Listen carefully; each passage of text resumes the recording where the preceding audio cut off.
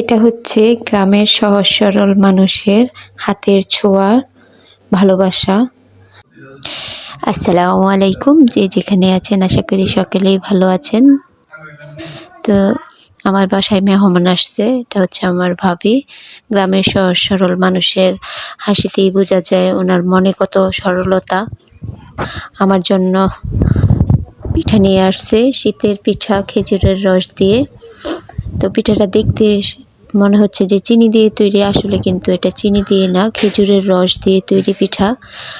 আর গ্রামে থাকলেই কেবল এই গ্রামের সহজ সরল মানুষের ভালোবাসা পাওয়া যায়। মানে পিঠার গ্রানেই বোঝা যাচ্ছে অসাধারণ হবে।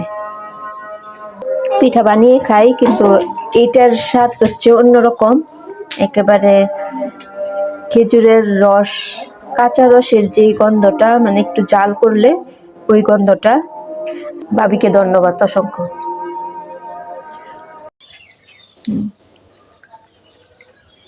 অনেক মজা মজা হয়েছে অনেক।